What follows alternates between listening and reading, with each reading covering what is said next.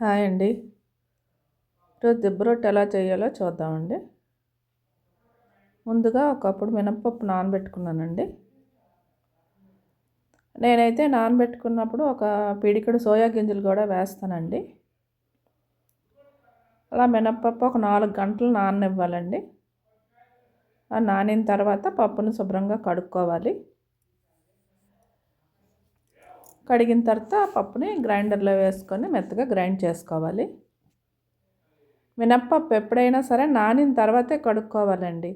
ముందుగా కడుక్కొని నానబెట్టుకుంటే ముద్ద ఉరుము అవ్వదు. నానిన తర్వాత కడుక్కుంటేనే ముద్ద బాగా ఉరుము అవుతుంది. ముద్ద నలిగేలోపు మనం నూక నానబెట్టుకుందామండి. ఈ కప్పుతో కప్పుడు పప్పు నేను నానబెట్టుకున్నాను. ఈ కప్పుకి 2 కప్పులు ఇడ్లీ నూక, 1 కప్పు బియ్యం నూక తీసుకుంటున్నానండి. కప్పు బియ్యం నూక తీసుకుంటే రొట్టె బాగా క్రిస్పీగా బాగా వస్తుంది. పూర్తిగా ఇడ్లీ నూక తీసుకుంటే కొంచెం మెత్తగా వస్తుంది. 1 కప్పు పప్పుకి 3 కప్పుల నూక. ఇలా 3 కప్పుల నూక తీసుకున్న తర్వాత దాన్ని బాగా కడుక్కోవాలి. నూక ఎప్పుడైనా ఒక్కసారే కడుక్కోవాలండి. ఒకసారి కడుక్కొని అలా ఉంచేసుకుంటే ఆ నీరు అది పీల్చేసుకుంటుంది. మరి పిండుకొని అవసరం లేదు. అదే 2 సార్లు కడుక్కుంటే అప్పుడు మళ్ళీ మనం నూక పిండాలి. ఒకసారి అయితే మరి పిండక్కర్లేదు. ఇలా కడిగేసి పెట్టేసుకుంటే ఆ నీరంతా అది లాగేసుకుంటుంది. ఇదిగోండి చూడండి, నీరంతా లాగేసుకొని నూక పొడి పొడిగా అయిపోయింది. ఇందులో సరిపడినంత ఉప్పు వేసుకొని ఇందులో నలిగిన రుబ్బుని ఈ గిన్నెలోకి తీసేసుకోవాలి. ఈ నూక నానబెట్టిన గిన్నెలోకి తీసేసుకోవాలి. రుబ్బు నలిగిపోయిందండి. ఇప్పుడు ముద్దను తీసుకుందాం. ఈ గ్రైండర్ గిన్నెలోంచి మనం నీట్గా ముద్దను తీసుకోవడం మనకు పెద్ద టాస్క్. ఈ రాళ్ళు అవి శుభ్రంగా తీయాలి. ఈ నూక గిన్నెలోకే ముద్దను తీసుకొని బాగా అడుగు నుంచి శుభ్రం కలుపుకోవాలి. ఇలా బాగా కలుపుకున్న తర్వాత మూత పెట్టుకొని ఒక 6 గంటల వరకు దీన్ని బాగా నాననివ్వాలండి. అప్పుడే బాగుంటుంది రొట్టి క్రిస్పీగా. కొంచెం ముద్ద పొంగాలి. 6-8 గంటల వరకైనా దాన్ని అలా ఉంచాలి. ఆ తర్వాత పొయ్యి మీద ఒక కడాయి పెట్టుకొని 1 స్పూన్ ఆయిల్ వేసుకోవాలి.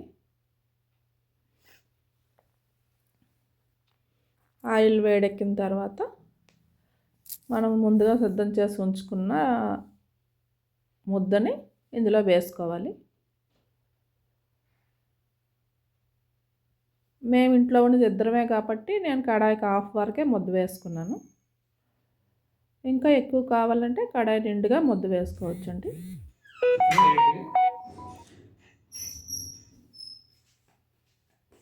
పైన కూడా 1 స్పూన్ ఆయిల్ వేసుకొని మూత పెట్టుకొని ఒక 20 నిమిషాలు వేగనివ్వాలి.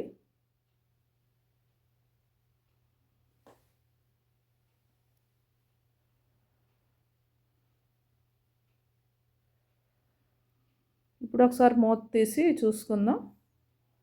రొట్టె వేగిపోయిందండి, అయిపోయింది. దీన్ని ఒక ప్లేట్లోకి తీసుకుందాం.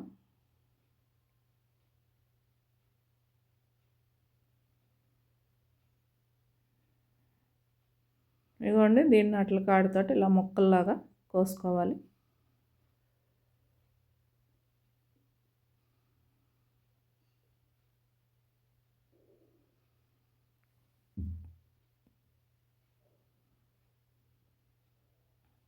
రొట్టె అయితే రెడీ అయిపోయింది. చూడండి ఎంత క్రిస్పీగా కరకరలాడుకుంటూ వచ్చింది.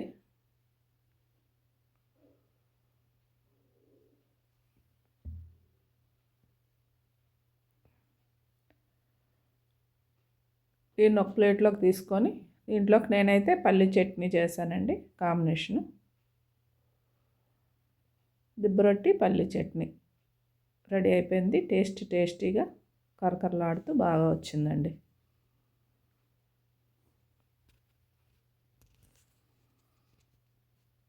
థ్యాంక్ యూ అండి.